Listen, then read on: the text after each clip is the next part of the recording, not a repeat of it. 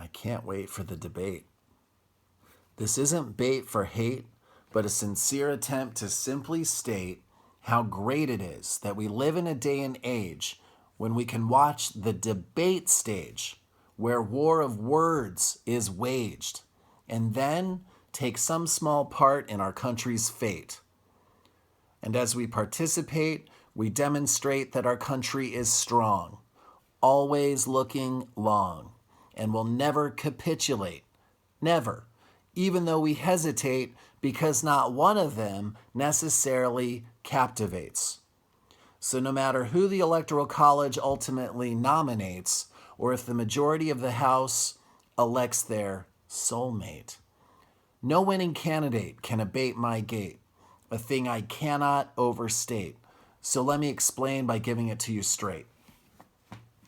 Whether locker room or email gate or Stein, Johnson, or McMullen from Utah, who won't withdraw because he got in a bit late, or any one of the write-ins, watch them multiplicate faster than the birth rate, or whoever on the slate that wins after votes are tabulated.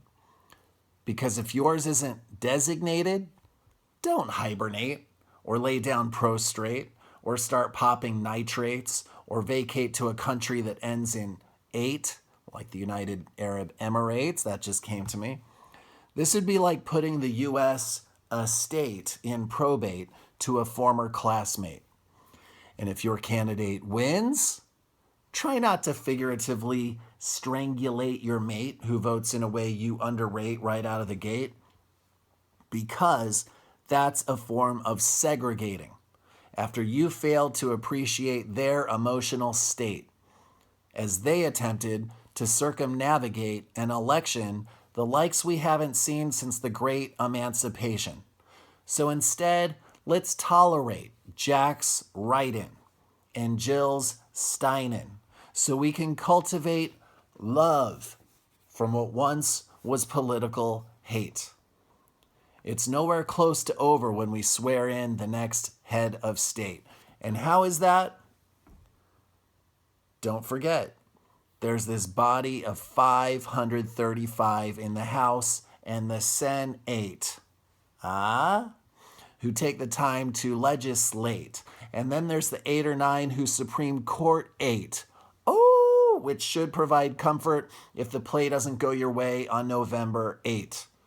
And while that's an important date, in the perpetual gift from the founders, life goes on until all 3 branches go checkmate.